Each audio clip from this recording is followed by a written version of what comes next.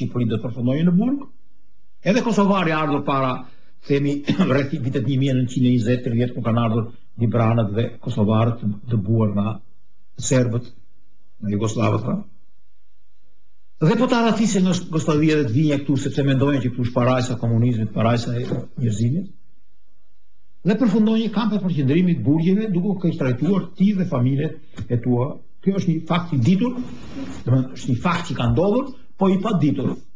Të flisje për Kosovën nuk mund të shihesh me sy të mirë, të bëje pyetje për Kosovën, përfundojnë keq si armik i popullit. Çfarë bëti ju për çështjen e Kosovës? E filloni çdo diskutim me të dërguarit e huaj apo në tryeza jashtë Shqipërisë dhe në Shqipëri, në konferenca ndërkombëtare, në takime ndërkombëtare me çështjen e Kosovës, dhe i mësuan thash fëmijëve të komunistëve që kosovar flasin shqip. Ishim ne, qeveria shqiptare, nga presidenti, kryeministri, ministri i jashtëm dhe të gjithë të tjerët, përfaqësitë tonë diplomatike në botë, që ju hapën dyert presidentit dhe kryeministit të Kosovës. Kishte një komision të përbashkët për çështje ekonomike të qeverisë shqiptare me qeverinë e Kosovës në Mërgim, ishin të mirëpritur dhe të mirë trajtuar tu. Janë ndihmuar për lëvizjen për Evropë, eksponentët me pasaporta diplomatike e të tjerë të tjerë.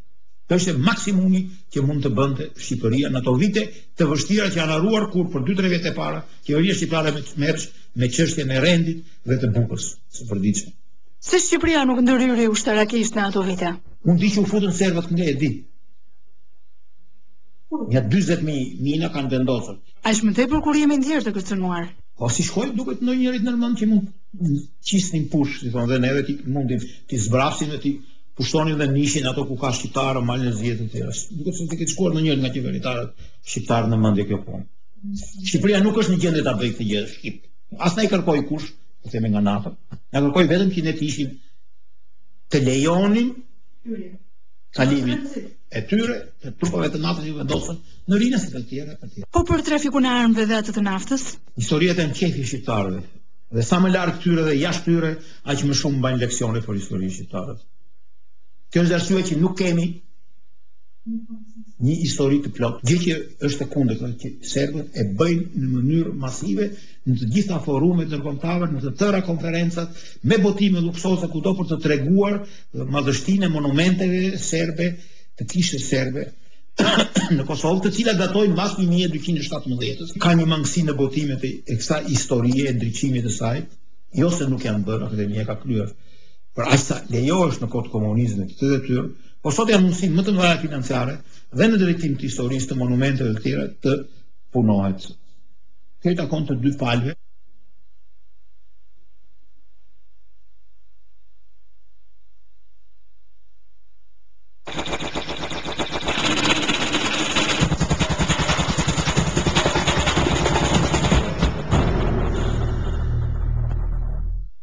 Surprizat në Vodafone Club vazhdojnë. Komunikimi me tarifat më të lira në treg dhe oferta fantastike. Tani, me Vodafone Club SMS, mesazhet janë më lirë se kur më parë. Me Vodafone Club, i thoni të gjitha. Vetëm 2.5 lek për mesazh brenda Vodafone Club. Një telefonat në 15136 dhe përfitoni 200 mesazhe. Është momenti yt. Është Vodafone.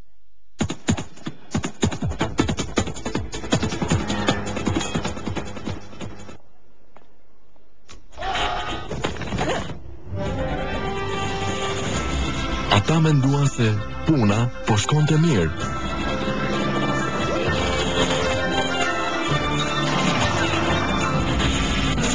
Por e pamundura ndodhi.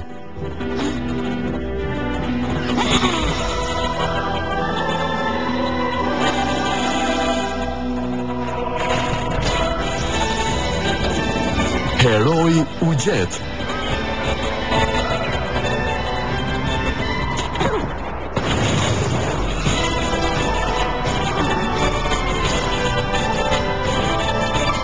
Detyra të rinisi, fabrika e gëzimit, bëhet misioni i jetës.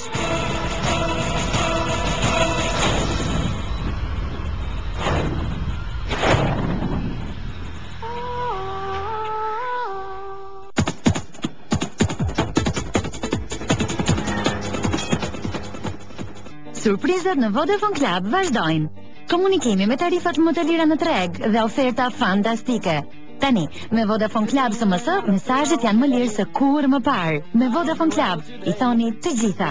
Vetëm 2.5 lek për mesazh brenda Vodafone Club. Një telefonat në 15 136 dhe përfitoni 200 mesazhe. Është momenti yt. Është Vodafone.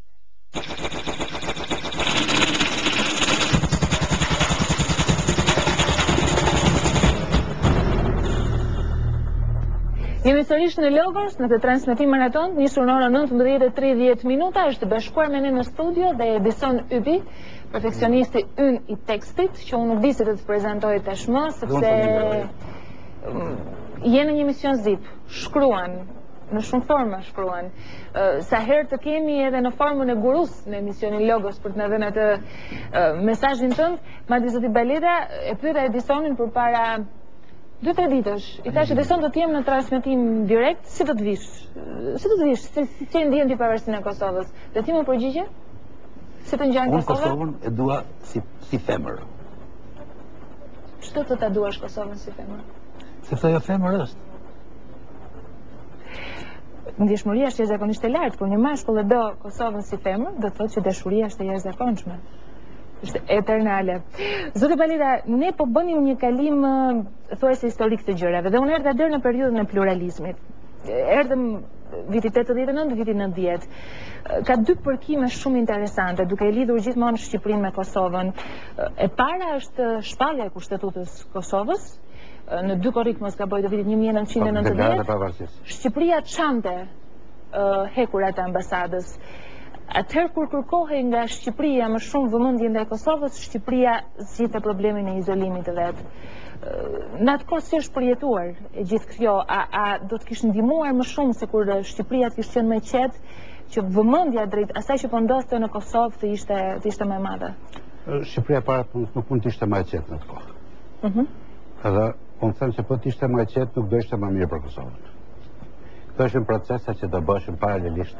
Proceset nuk i bën dot një dirigent. Ka lidhje me këtyre dy proceseve? Mund të ketë një lidhje që pikërisht me datën 2 korrik ndodhen ato që ndodhen në Tiranë. Puna e agenturave asnjëherë nuk sqarohet plotësisht. Por proceset si procese do të bëshin paralelisht, nuk mund të kishte një dirigent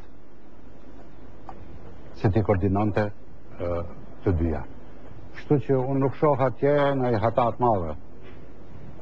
Sepse u bë, se po të kishim prit edhe ca kohë ne ta mos bëshim ato lëvizjet demokratike në Shqipëri se do i lehtësohej puna Kosovës. Tash është tjetër gjë, pastaj ti të shpjegosh deri ku hyri agentura, ku i pati mundësitë më shumë për të vepruar. Duke lënë në janë dhe teoritë konspirative, të cilat sigurisht në këtë ditë, në gëzimin e këtyre ditëve mbeten gjithmonë një garnitur jo fort e këndshme, po këto lloj qasjesh vazhdimisht e kanë shqetësuar vëmendjen e opinionit publik. Për shembull, po në vitin 1997, aty kur lind UÇK-ja, dhe themi krahu i cili shënoi fundin e një rezistence pacifiste që thuajse përfundoi rolin e saj të rëndësishëm për ndërkombëtarizimin e çështjes së Kosovës, bashkë në atë kohë Shqipëria shpërthente depo armësh. Dhe shumë e kanë vrarë mendjen për këto lloj koincidencash, të cilat kanë prishur në të vërtetë punë apo kanë qenë rezultatet të një procesi më gjithëpërfshirës. Shiko, ato kanë prish shumë punë, kanë drejtë në punë. Por, për një gjë jam i bindur. 97-a është bërë si pas një regjizure në funksion të genocidit që pregadiste Milošević në Kosovë.